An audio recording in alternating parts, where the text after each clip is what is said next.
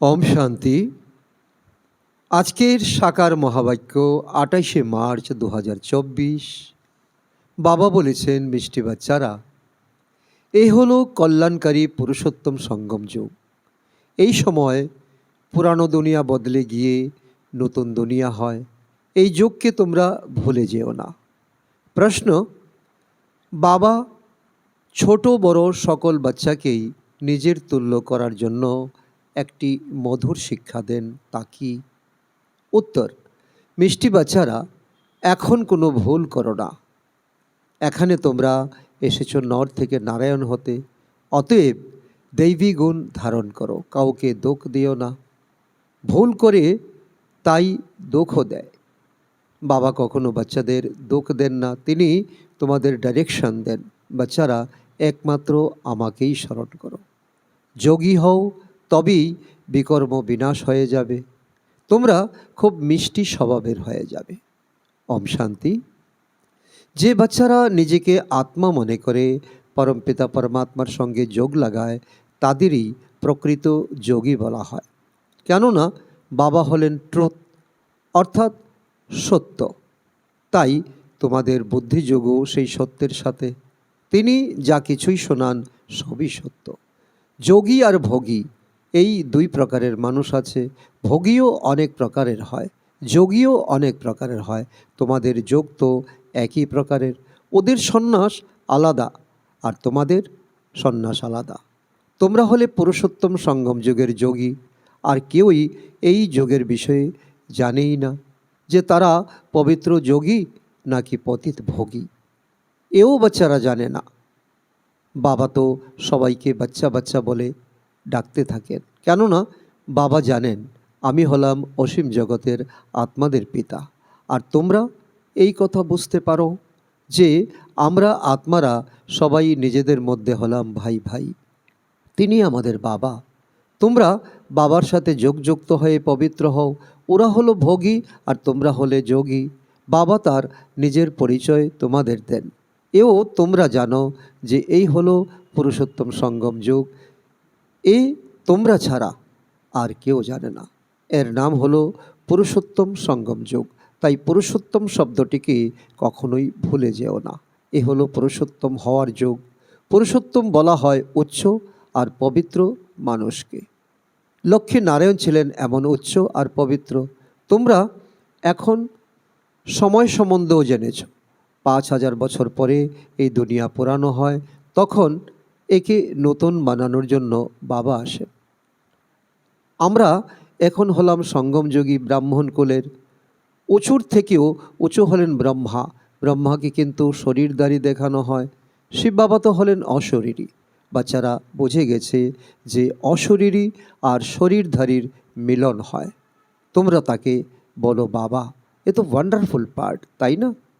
ওনার অর্থাৎ ব্রহ্মার মহিমাও আছে। আবার মন্দিরও তৈরি হয়, কেউ কোনোভাবে, কেউ আবার অন্য কোনোভাবে রথের শৃঙ্গার করে।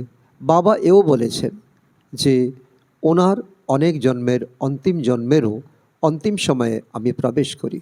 তিনি কত পরিষ্কার করে বোঝান।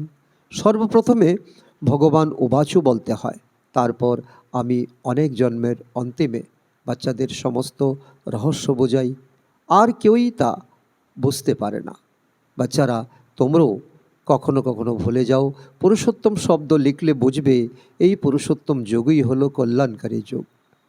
যুগ যদি স্মরণে থাকে তাহলে বুঝবে যে এখন আমরা নতুন দুনিয়ার জন্য পরিবর্তিত হচ্ছি।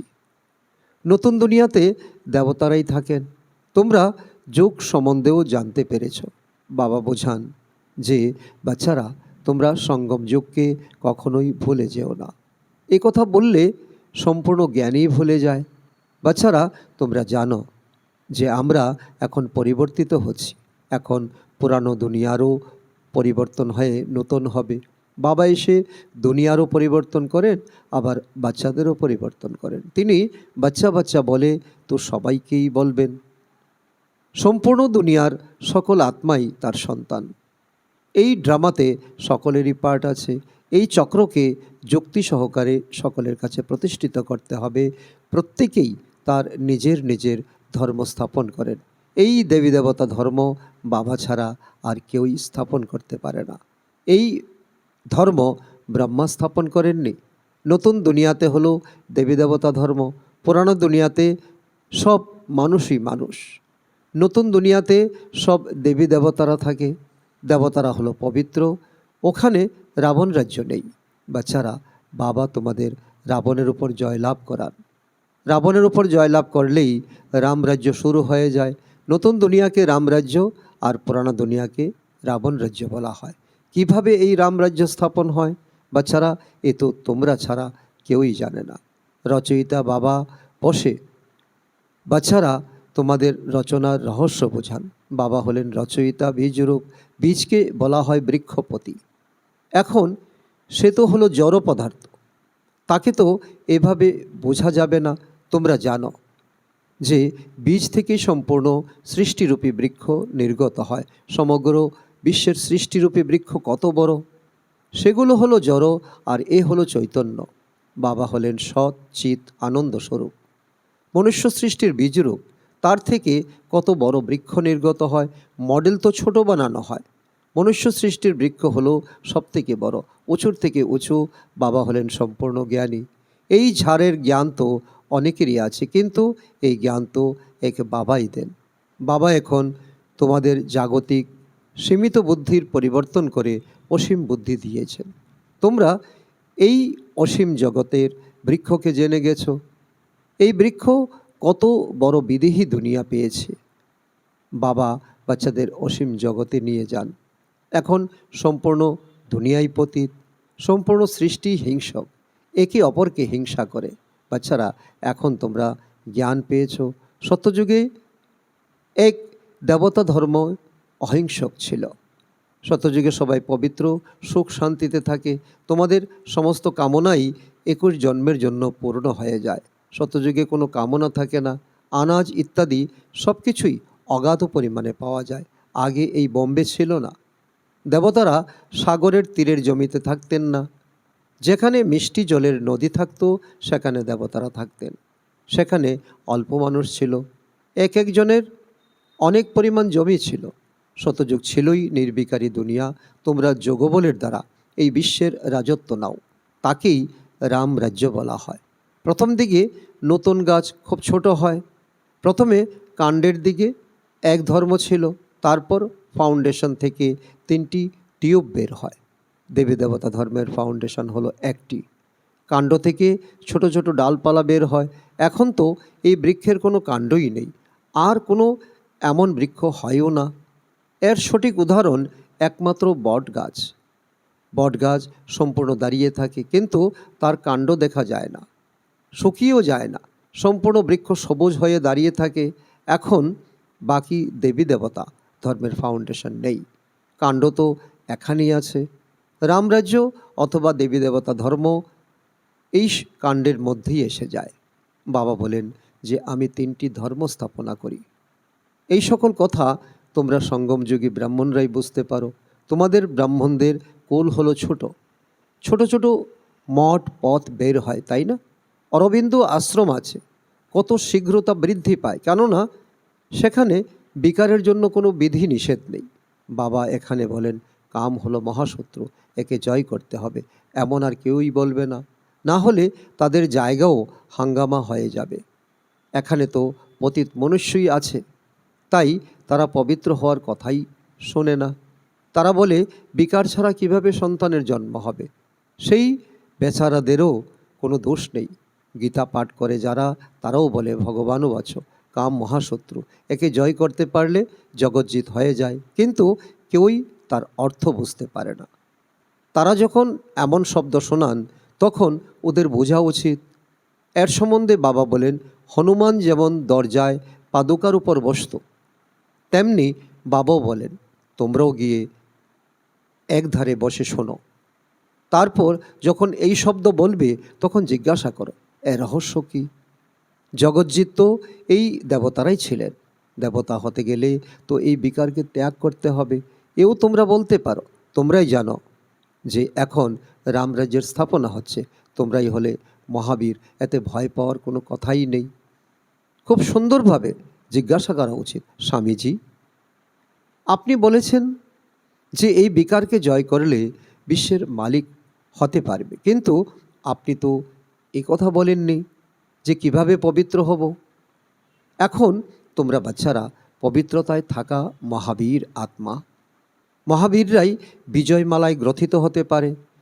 মানুষের কান তো ভুল কথা শুনতে অভ্যস্ত হয়ে গেছে, তোমরা এখন ভুল কথা শুনতে পছন্দ করো না, সঠিক কথাই তোমাদের কানে পছন্দ হয়, কোনো খারাপ কথা শোনো না। মানুষকে তো অবশ্যই সজাগ করতে হবে। ভগবান বলেন যে তোমরা পবিত্র হও। শতযুগে সব পবিত্র দেবতা ছিল, এখন সবাই অপবিত্র, এমনভাবেই বোঝানো উচিত। তোমরা বলো আমাদের এখানে এমন সৎসঙ্গ হয়, তাতে এই কথা বোঝানো হয় যে কাম হলো মহাশত্রু। এখন পবিত্র যদি হতে চাও তো এই যুক্তিতে হও, নিজেকে আত্মা মনে করো আর ভাই ভাইয়ের দৃষ্টি পাক্কা করো।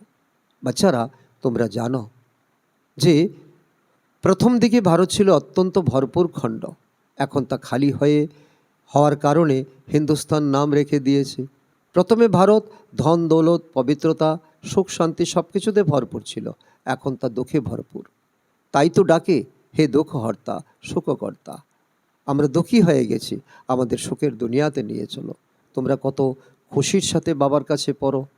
এমন কি আছে যে অসীম জগতের বাবার কাছ থেকে অসীম সুখের অবিনাশী উত্তরাধিকার নেবে না? সর্বপ্রথম অল্প অর্থাৎ আল্লাহ বুঝতে হবে। অল্পকে না জানলে কোনো রহস্য বুদ্ধিতে আসবেই না। তাই অসীম জগতের বাবা, যিনি অসীম অবিনাশী উত্তরাধিকার দেন, এ কথা যখন নিশ্চিত বিশ্বাস হবে তখনই এগোতে পারবে। বাচ্চাদের বাবার কাছে কোনো প্রশ্ন করার দরকার নেই। বাবা হলেন পতিত পাবন, তোমরা তাকেই স্মরণ করো, তোমরা তার স্মরণেই পবিত্র হবে। আমাকে এই জন্যই ডাকা হয়েছে। জীবন মুক্তি হলোই 1 সেকেন্ডের, তবু স্মরণের যাত্রা সময় নিয়ে নেয়। মুখ্য এই স্মরণের যাত্রাই বিঘ্ন আসে। অর্ধেক কল্প তোমরা দেহ অভিমানী ছিলে, এখন এক জন্ম দেহি অভিমানী হওয়াতেই পরিশ্রম। এই ব্রহ্মা বাবার জন্য এ খুবই সহজ। তোমরা তো ডাকোই বাপদাদা। ইনি এও বুঝতে পারেন যে সে বাবার সোয়ারি আমার মাথার উপর। আমরা তার অনেক মহিমা করি, তাকে অনেক ভালোবাসি। বাবা তুমি কত মিষ্টি, আমাদের কল্প কল্প কত শেখাও, এরপর অর্ধেক কল্প তোমাকে স্মরণও করব না। এখন তো আমরা খুব স্মরণ করি, আগে আমাদের মধ্যে কোনো জ্ঞানই ছিল না, আমরা তো জানতামই না। যাদের পূজা আমরা করতাম, আমরা তাদের মতোই হয়ে যাব। এখন তো আশ্চর্য মনে হয়, তাই না?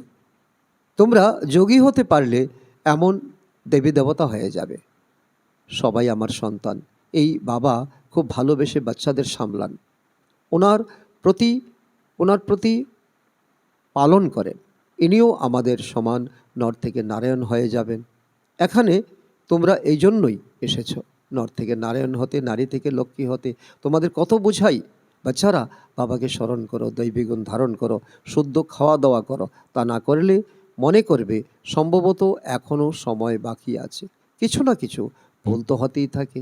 ছোট বড় বাচ্চাদের আমি ভালোবেসে বলি, বাচ্চারা ভুল করো না, কাউকে দোষ দিও না। ভুল করলেই দোষ দিয়ে দেবে। বাবা কখনোই দোষ দেন না, তিনি তো নির্দেশ দেন যে আমাকে স্মরণ করো, তাহলে বিকর্ম বিনাশ হয়ে যাবে, তোমরা অনেক মিষ্টি হয়ে যাবে। এমনই মিষ্টি হতে হবে, দৈবিক গুণ ধারণ করতে হবে। তোমরা পবিত্র হও। এখানে অপবিত্রদের আসার কোনো হুকুম নেই। কখনো কখনো আসতে দেওয়া হয়, তাও এখন।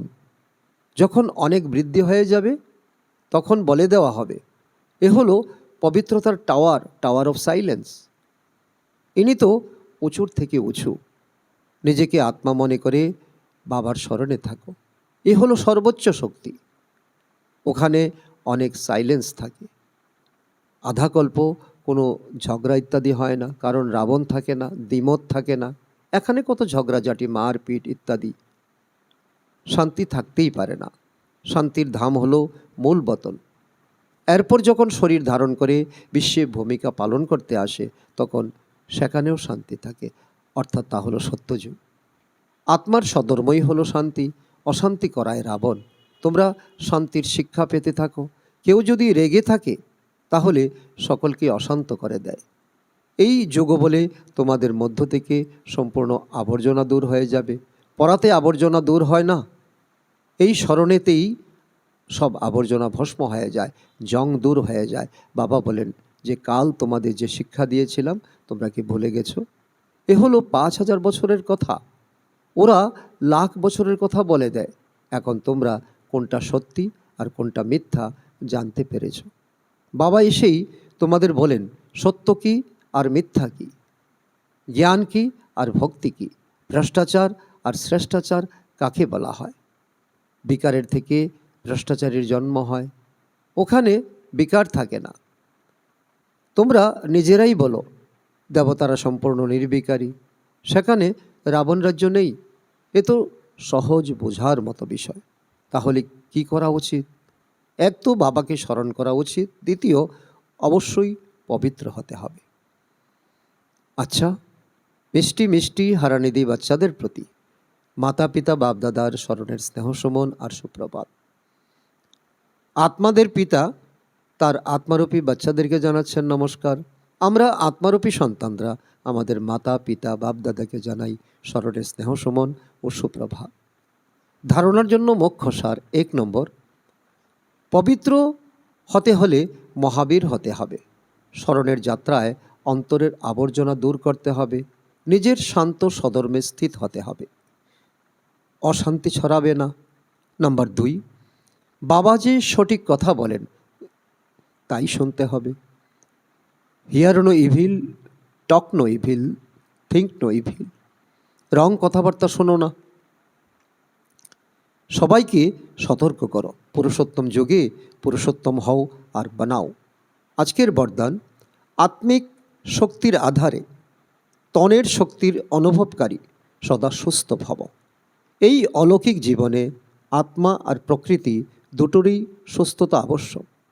যখন আত্মা সুস্থ থাকে তখন তনের হিসাব নিকাশ বা তনের রোগ শলি থেকে কাটা হয়ে যায়। সংস্থিতির কারণে সুস্থ অনুভব করে, তার মুখের উপর, চেহারার উপর অসুস্থতাজনিত কোনো কষ্টের চিহ্নই থাকে না। কর্মভোগের বর্ণনার পরিবর্তে কর্মযোগের স্থিতির বর্ণনা করতে থাকে। তারা পরিবর্তন শক্তির দ্বারা কষ্টকে সন্তুষ্টতাতে পরিবর্তন করে সন্তুষ্ট থাকে আর সন্তুষ্টতার ঢেউ ছড়িয়ে দেয়। স্লোগান: অন্তর থেকে তন দিয়ে নিজেদের মধ্যে ভালোবাসা বজায় রেখে সেবা করো, তো সফলতা নিশ্চিত প্রাপ্ত হবে। আচ্ছা, ওম শান্তি।